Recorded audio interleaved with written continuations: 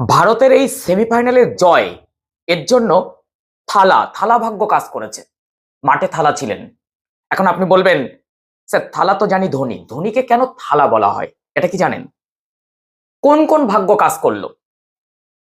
থালা থাকাতে কেন ভারত এই সহায়তা পেল? এর জন্য পুরো ভিডিওটা আপনাকে দেখতে হবে। আচ্ছা, একটু ব্যাখ্যা করে বলি।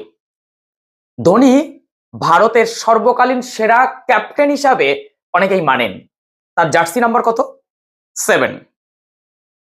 তাকে থালা বলা হয় কেন? দেখুন, তামিল ভাষায় থালা শব্দের অর্থ হচ্ছে দক্ষ নেতা বা বড় ভাই। যেহেতু চেন্নাই সুপার কিংসের বড় ভাই, দলনেতা, তাই দক্ষিণ ভারতীয়রা তাকে আদর করে থালা ডাকেন। আমরা সবাই এখন ধোনি আর বলি না, থালা বলি, বড় ভাই বলি, নেতা বলি। তার দক্ষতা সমস্ত কিছু থালা এই শব্দটার সঙ্গেই যায়। মাঠে উপস্থিত ছিলেন তেন্ডুলকারের ছেলে অর্জুন তেন্ডুলকারের বিয়ে উপলক্ষে সেখানে গিয়েছেন, আর স্ত্রীকে নিয়ে শটান ওয়াংখেড়ে স্টেডিয়াম।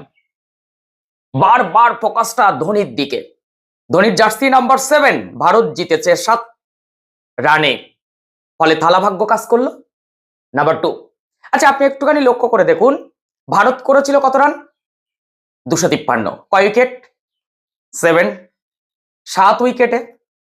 আচ্ছা, ইংল্যান্ড 7 রানে হারলো, তারা রান করেছিল কত? 246। কয় উইকেটে? 7 উইকেটে। আচ্ছা, একটুখানি লক্ষ্য করুন যে ভারতের সব থেকে বেশি রান কে করেছেন? কেউ না, সঞ্জু স্যামসন। কটা 6 মেরেছেন? 7টা 6 মেরেছেন। আচ্ছা, বেথেল, ইংল্যান্ডের 21 বছরের ছেলেটি, তাকে ভুললে তো চলবে না। ম্যাচটা বার করে নিয়ে যাচ্ছিলেন, সেঞ্চুরি হাঁকিয়ে দিলেন। তিনি কটা 6 মেরেছেন? 7টা। থালা। এবার আসি একটা ছোট্ট নক, তিলক ভার্মার। কটা বল খেললেন তিলক? 7টা। 21টা রান করে বেরিয়ে গেলেন। থালা ভাগ্য। ফলে 1 2 3 4 করে 5 থেকে 6টি কারণ, সবই 7 থালার জার্সি নাম্বারকে একেবারে কালকে উস্কে দিয়েছে। 7 রানে জয়, ইংল্যান্ডের 7 রানে হার। সঞ্জু 7টা 6 মেরেছেন, বেতেল 7টা 6 মেরেছেন। ভারত 253 করেছে 7 উইকেটের বিনিময়ে। ইংল্যান্ডও 246 রান করেছে 7 উইকেটের বিনিময়ে।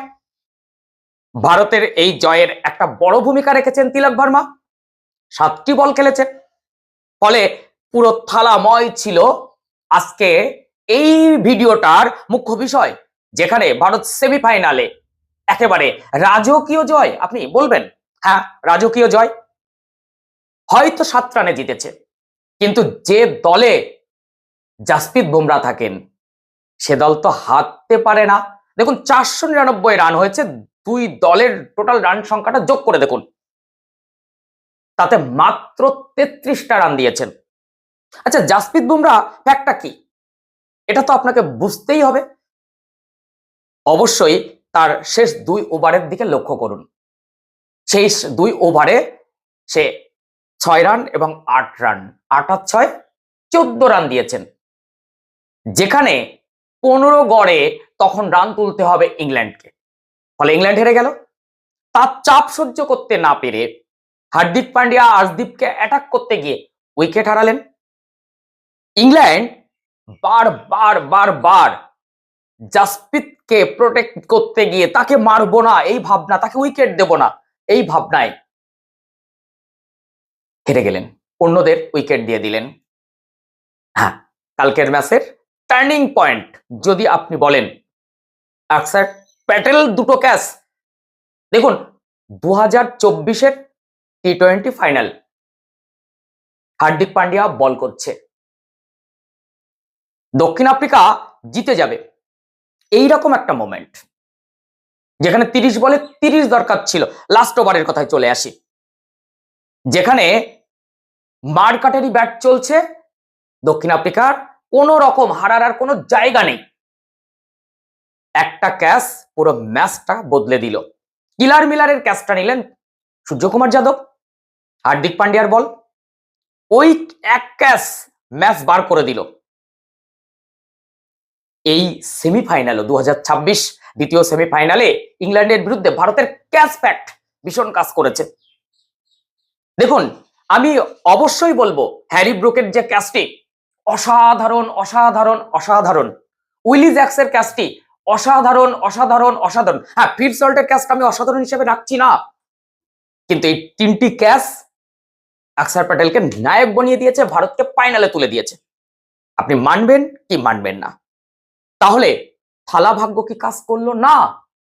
আচ্ছা, এর আগে এই টি-20 ওয়ার্ল্ড কাপের গ্রুপ পর্বের ম্যাচ, সুপার 8-এর ম্যাচ আর এই সেমিফাইনালের ম্যাচ, কোন ম্যাচে এর আগে থালা এইভাবে গ্যালারিতে গিয়ে ভারতীয় দলকে চেয়ার আপ করেছে? এই প্রথম ওয়াংখেড়ে স্টেডিয়ামে এসে তিনি যেভাবে ভারতীয় দলের সাথ দিলেন, তার ভাগ্যটাকে ভারতীয় দলের সঙ্গে লেপ্টে দিলেন। আপনি তো কালকে ম্যাচটা নিশ্চয়ই দেখেছেন। ভারত একটু কি ভাগ্যের সহযোগিতা পেয়েছে? হ্যাঁ, সঙ্গে ভারতের পরিকল্পনা, প্ল্যান এই ভারতকে অজেয় করে রেখেছে, অপ্রতিরোধ্য। ভারতকে হারানো সহজ হবে না। শুধুমাত্র ভারত ব্যাট করে না, বল করে না, ফিল্ডিং করে না, ভারত জেতে পরিকল্পনা, প্ল্যান। এই প্ল্যান পরিকল্পনায় অন্য টিম ভারতের থেকে শত গুণ পিছিয়ে, তাই তারা হেরে যায়। হ্যাঁ, আপনি বলবেন সুপার 8-এ তো দক্ষিণ আফ্রিকা জিতে গেল। হ্যাঁ, ব্যতিক্রম তো থাকবেই। দেখুন, লাইফ সায়েন্সের একটা ডেফিনেশনও ব্যতিক্রম থাকে। পৃথিবীর কোন জিনিসটা নেই যার ব্যতিক্রম নেই?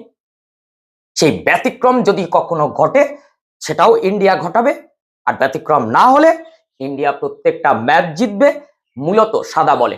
টি-20-তে অপ্রতিরোধ্য ইন্ডিয়া। তাই আপনি থালার ভাগ্য বলুন কিংবা ইন্ডিয়ার পারফরমেন্স বলুন, যার নিরিখে বিচার করুন না কেন, এই ইন্ডিয়াকে নিউজিল্যান্ড ফাইনালে কি থামাতে পারবে? এই প্রশ্ন রেখে আজকের ভিডিও এই পর্যন্ত। নেক্সট ভিডিওতে এইরকম কিছু তথ্য নিয়ে আসছি, যে তথ্যগুলো আপনার হয়তো জানার নেই।